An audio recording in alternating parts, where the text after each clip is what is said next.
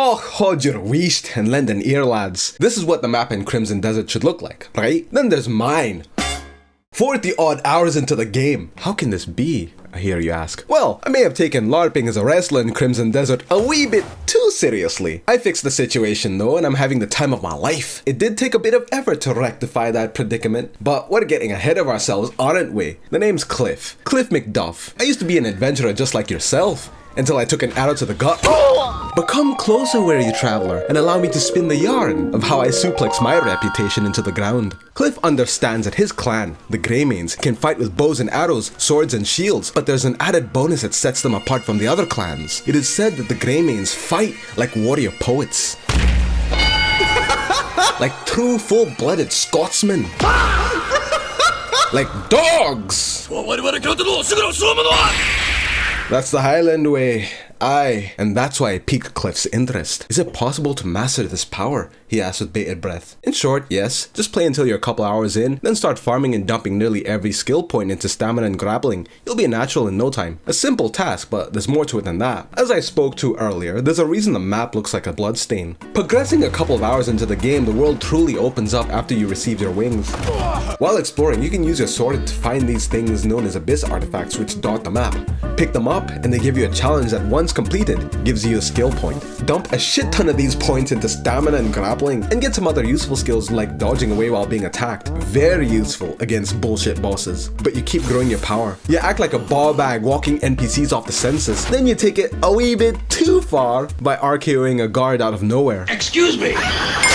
This results in an even higher bounty being placed on your head, and with so much negative social value, NPCs crucial to some quests no longer want to converse with the likes of you. My blades have standards, and so do I. And it hurts.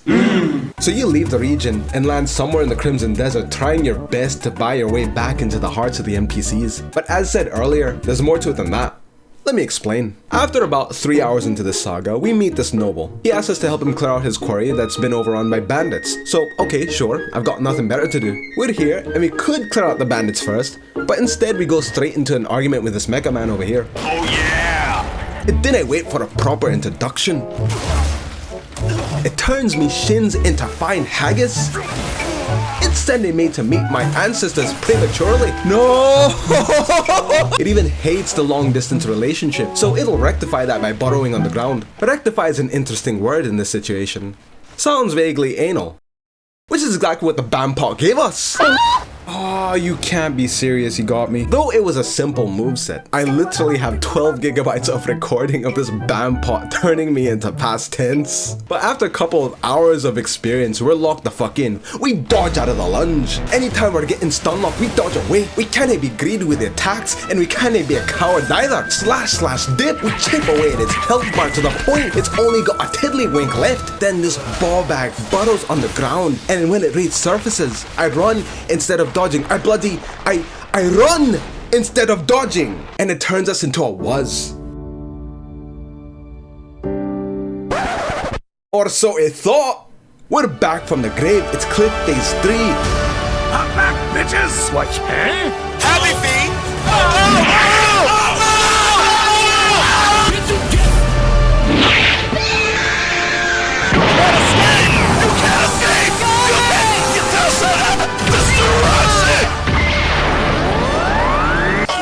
Tempo has reached critical level. Tempo has reached critical level.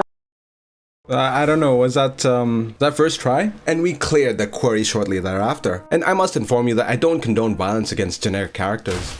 I do, however, find it hilarious. At the time, I didn't think the bounty was a big deal. It was huge, but not unmanageable. I had nary a worry. Still, remember this, it's important. Now, there's one thing you should know about Cliff. He's not playing Crimson Desert to play Crimson Desert. He's playing Crimson Desert to play WWE, and he wanted every opportunity to try these moves. So, after putting a fair amount of points into grappling, we're now fighting like we're off our trolley. You know Bruce Lee?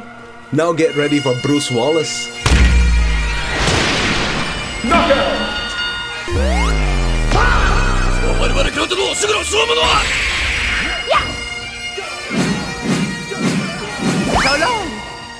When I put my sword away, you don't finish. Oh.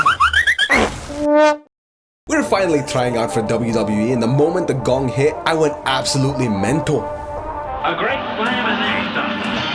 It's on.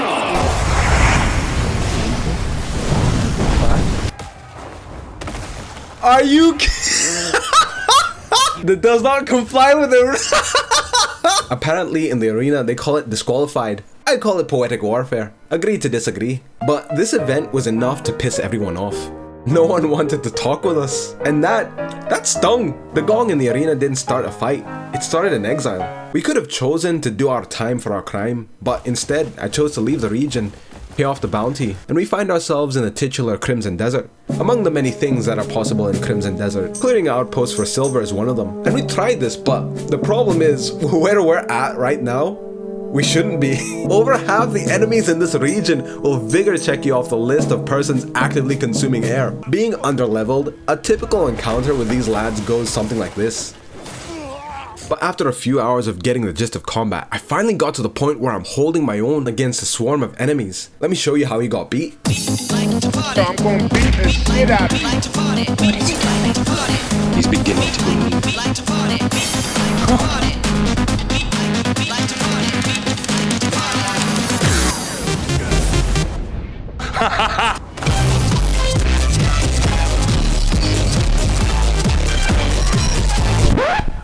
What are you doing? And by he, I meant me. I can. As you can see, I'm having a tough time. And just like I grappled that soldier, I'm now grappling with the consequences of my actions. So maybe trying to pay off the bounty would go smoother if we just tried to capture a bounty target instead. So we went after our last traveling by cart, wanted for kidnapping unsuspecting travelers. Sounds easy, right? Well, yes, if you don't account for the lizards and ads surrounding her. It's a hard knock life for us. You serious? It's a hard knock life for us. Really? We need get straight. Fuck! You! It's a hard knock life. God! Do not come. I'm gonna come. I've lost count of how many times I've tried to capture her, almost fully pulling it off. Can I crack? But then some numpty lizard crawls up and tickles my bum. These mobs were getting on my nerves, so I came up with a list of things to do. Leave. We then return when there's not that many enemies around and snatch her up.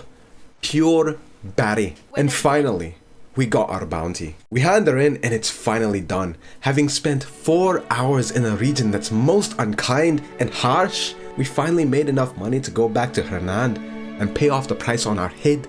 The silver is in the bag. Every lizard bite, every failed hog tie, every vigor check was worth it for this moment. Go on yourself, Cliff. We're finally going home.